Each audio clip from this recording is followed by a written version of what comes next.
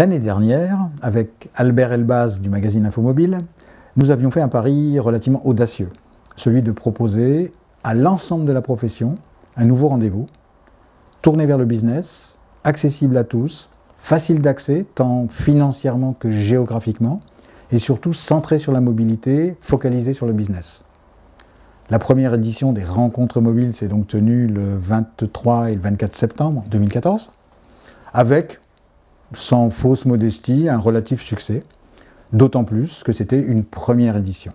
Donc si vous y avez participé ou si vous en avez entendu parler, vous devez savoir qu'on a réuni à l'espace Champéret à Paris 95 marques de la mobilité, qu'on a fait venir sur l'événement une cinquantaine des grandes centrales d'achat et qu'au total on a rassemblé autour d'1 millier de participants qui étaient tous professionnels, tous de bon niveau et tous représentatifs de l'ensemble du secteur. Fort de ce premier succès relatif, on a bien sûr décidé de reconduire et de vous proposer une deuxième édition.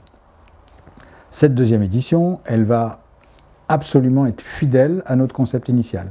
Les prix ne changent pas, le lieu ne change pas, la focalisation sur le business ne change pas, et l'ouverture très large et gratuite, non seulement à toutes les centrales d'achat, mais aussi très largement à tous les acteurs de la profession, à commencer par les magasins, les revendeurs, les distributeurs.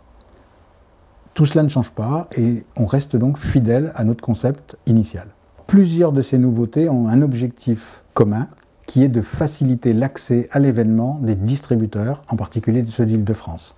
C'est pour ça que nous allons faire une nocturne le premier soir. C'est pour ça aussi que nous allons tenir 2 conférences débats sur 2 sujets d'actualité. La première sur les enjeux du recyclage dans la mobilité et la deuxième sur les enjeux de distribution des objets connectés.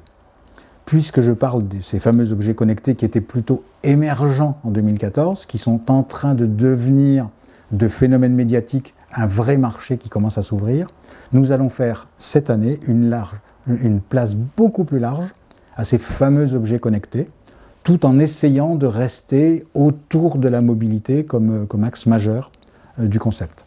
Et puis, dernière nouveauté, la date. Cette fois-ci, nous tiendrons le salon plus tôt, fin juin, 24 et 25 juin, ce qui permettra à tous de préparer efficacement non seulement la fin d'année, mais aussi la rentrée des classes, et puis finalement de partir en vacances, l'esprit tranquille, en ayant assuré l'essentiel de son business pour la fin de l'année. Je sais bien que vous êtes très sollicité, que vous courez après le temps, après les budgets, après le business. Toutes ces sollicitations sont importantes. Mais en tout état de cause, ce dont nous sommes nous convaincus, c'est qu'il y a une grande différence entre un grand show, une grand-messe internationale qui sert surtout à alimenter l'image, à développer la marque à un niveau mondial ou international, et un vrai rendez-vous business qui est au quotidien le commerce que vous devez faire aujourd'hui dans notre pays.